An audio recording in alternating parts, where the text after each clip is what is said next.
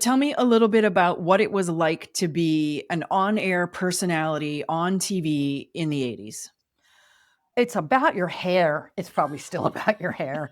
I was very fortunate that most of the stations I worked at had very nice people.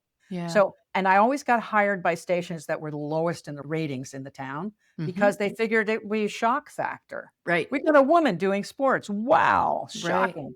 So, I mean, I enjoyed it. I got paid to go to ball games, and all the stations except ESPN allowed me to keep officiating. Okay. So you've been on TV for a while now. You've moved around. I was in Arizona, and so I was here 2 years, and then my agent called and he said, "ESPN just called, they wanna hire you." And I loved it here. I Yeah. did, but how I'm gonna say no to ESPN? No. No. Again, I wish I 80s. had. It's what people pick out of my resume, but it wasn't fun at all. I Really? was used to going out and cover the Suns and the Lakers, but no, ESPN never let me out of the studio. I did SportsCenter, and they Okay. treated me like I was an idiot.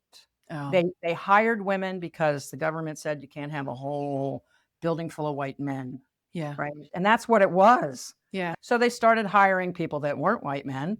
But even when I went to work, I worked the overnight shift, the late shift. So I was usually the only woman around, and I don't mind that. I'm Sure, used sure. to that.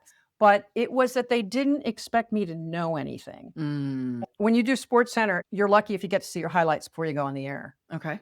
Sometimes that doesn't happen, games end late. Some Mhm. young production assistant will come sliding in between commercial breaks and throw highlights on your desk, and then the camera goes on and you've got to read them. Yep. And so the first shot, I go, "Oh, let's go to Wrigley Field. Oh, some fan got hit with a foul tip in the front row." That is a mistake. That's not possible by baseball rules, and I'll explain in a minute why. So at the end of every sports center, there's something called a postmortem. And that means everybody involved in the show sits around a big conference table, like 12 of us, and Yep. we discuss what went well, what went poorly, what can we do better. Yeah. And so I raised my hand and I said, "Rich," to the production assistant. I said, "We need to talk about that first play."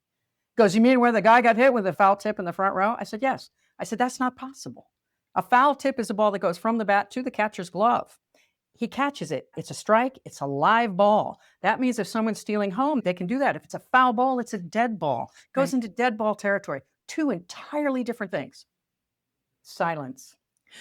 Oh, No, because and you knew too everybody's much. looking around at each other. And finally, Rich looks at me. He goes, "You're just being a picky bitch." And I said, "No, I'm an umpire." And I said, "I know the difference between a foul ball and a foul tip."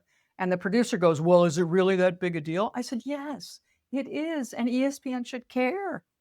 And but that's not even the worst part. The worst part was the next day, my boss called me into his office and ordered me to apologize to Rich because I hurt his feelings.